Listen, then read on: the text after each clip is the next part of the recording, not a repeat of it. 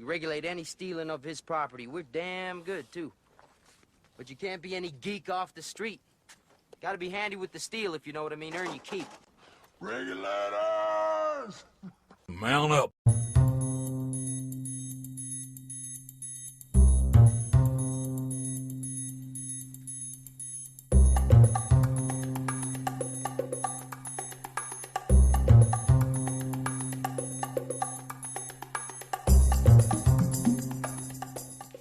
So guys, the bike is already done, most of it at least. So today I'm putting up a video just talking about the parts that have been installed. Of course, most of these parts or all of them are in my earlier videos, so you can check for yourself how to install them. So this is going to be a short and brief video about the components that I installed and the benefit that it brings. So we start with the fairings. They are from CRC. The tank fairing I had to order from another company. I think it was FEMA Racing Parts. The benefits of CRC fairings: they are light, and this is the best part, so you don't have to cut your seat. It's laser cut, and they look pretty good. They've been painted and striped by me. That's why some of the stripes look like they've been through a rough time, but it's a race bike. It's supposed to look good from distance, not close by. So the race fairings are installed. Speed tank cap from Alpha Racing. Why do you need this? The reason is you don't want to remove your key. Put your key in here. Here you can just twist and open and quickly make sure that you have fuel. So that's that. All handlebars, they are from Gillis.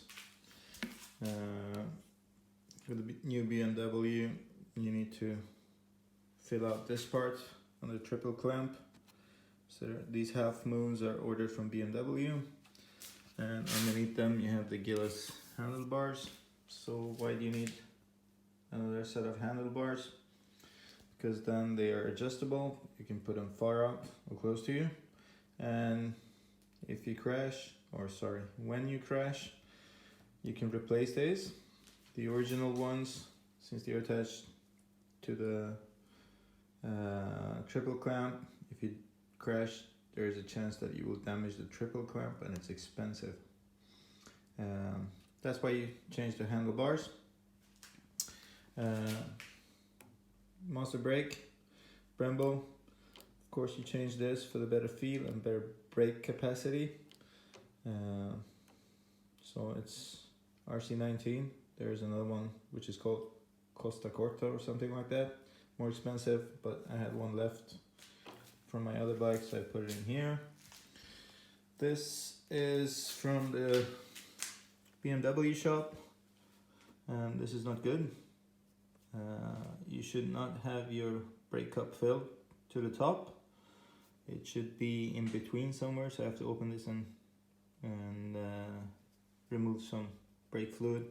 The reason for that is when things get hot, they expand, and if this cup is full, the liquid cannot go anywhere. This will end up pushing out your pistons. So worst case, you will have a hard brake on the front wheel without touching the brake lever, or the pistons are out and your brake pads will wear. Racing is about money, so that's why. On the handlebar, there is the brake lever guard. For you guys who don't know what this does, is it protects you when you're racing. If you get close to somebody and you will tangle, and there's a possibility that somebody unintentionally with their body or bike will push in your brake lever, and this will end up in you crashing. So that's why you have this, to protect, so you know that only you touch the lever and brake when you want and nobody else. With this bike, there is a normal vibration on the handlebars, so to get rid of that, because it's really bad, you need to add additional weight. So these are from Alpha Racing, so unfortunately I have to add some weight on this. The clutch lever is original clutch lever, you don't use the clutch. The brake lever is bendable, so this joint here, if you go down, this part will bend up and won't break, which means that you can use the lever, just put it back down and you're ready for the next session. So that's the handlebar. Up front here I have a place for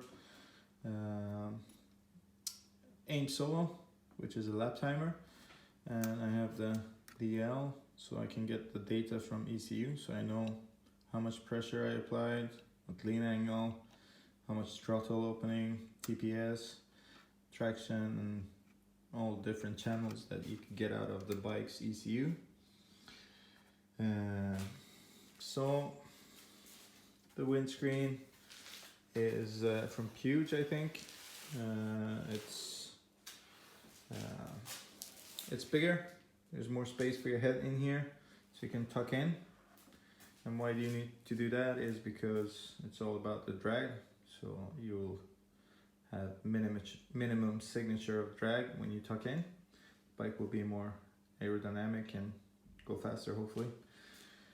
If you move further down, I put the carbon fiber frame protection on.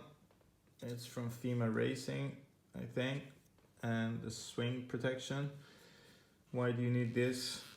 If you end up in the gravel on the track, this will damage or leave marks on your swing and your frame, and that's expensive to change, so this is cheaper.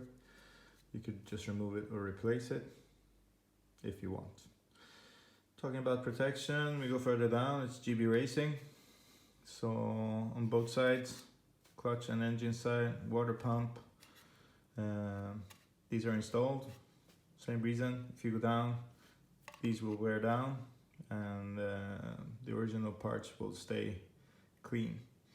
I have crash pads behind the fairing here. There's a video about this if you'd like to know how I did it. And they're to protect the frame, and since they're behind the crash fairing, if you go down and slide, you won't grab the curbs, so it will make the bike flip. Hopefully it will end up with less damage. What else do we have here? Of course, this is for charging during off season. Footrests from Gillis. And why do you need to change the footrest? Several reasons. Because you have to be able to adjust the footrests for your size and fitting. And then again, if you crash, you can exchange the parts, so you don't need to exchange the whole footrest. And there's interchangeability possibility here and here. On that side, of course, we put on Akropovich full system, and the reason to do that is you will have better engine capacity. For me, it's not the main reason that I changed the full system. For me, the reason is to get rid of the catalytic converter, which would be down here, and that thing will get very, very hot.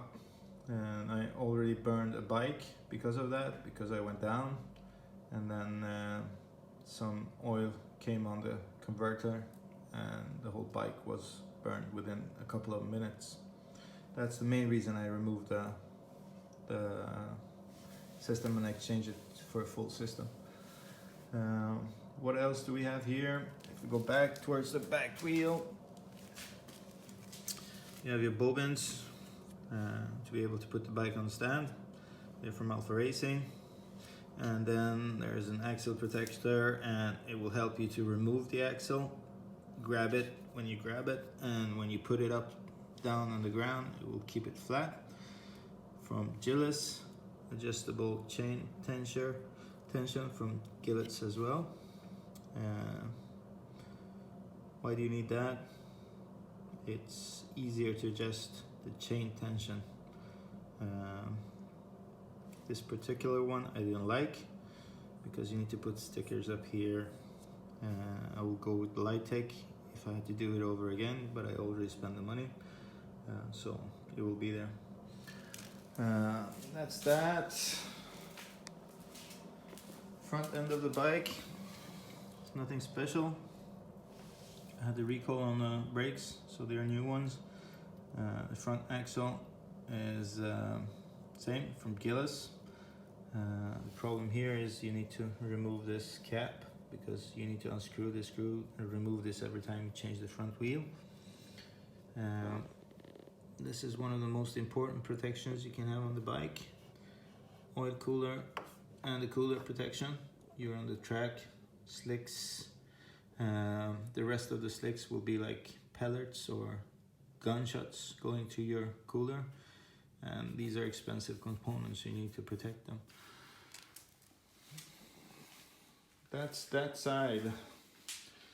Of course, the ECU that's underneath here has been sent for flashing, and I use these guys. Great service. I could recommend them every day in the week. They answer my mails within a couple of hours, even on a Sunday. So that's that. I need to keep my side stand because I work as an instructor. And sometimes when there's a crash, you need to stop at the track, in the middle of the track, and I need to be able to leave my bike and attend to people that are either hurt or their bikes to get them back on the track. So I need the side stand. Other than that, I haven't done anything else. What I'm looking to do in the near future is changing the chain to 520. It's 525, and of course you need to change those two components as well to get it to 525 standard. And up next, what I need to do is get some handlebar switches. Looking at a company called primejet.it from Italy, and they have released the right hand side switches, but I'm still waiting on the left hand side switch. And they have ignition removal part as well, so you don't need your key in the ignition. It's just push button to start the bike. And the reason that I like to get rid of the key is two reasons actually. Once, there's a possibility you always forget your key at your house and you're 100 miles away and you don't have the key. But the most important part is if or when you crash, there's a possibility that the key will break inside here, and then you're in a lot of trouble. So you need to get rid of that if you go regularly on tracks. And I need some protection for the screen, of course. Thinking about Bonamici, another company that have metallic case that you can encapsulate the whole screen. So handlebar switches, kill switch or removal or ignition, and the protection. Then we're all set for the bike and for the track. So guys, if you have any questions, I'm not sure I can answer all your questions, but don't hesitate to leave a comment down below. And this is the build as far as it goes. Oh, sorry, I have even ordered the lights stickers that will go in the front, so it looks like I have lights on. That's it. Hope to see you guys on the track in the near future. Over and out.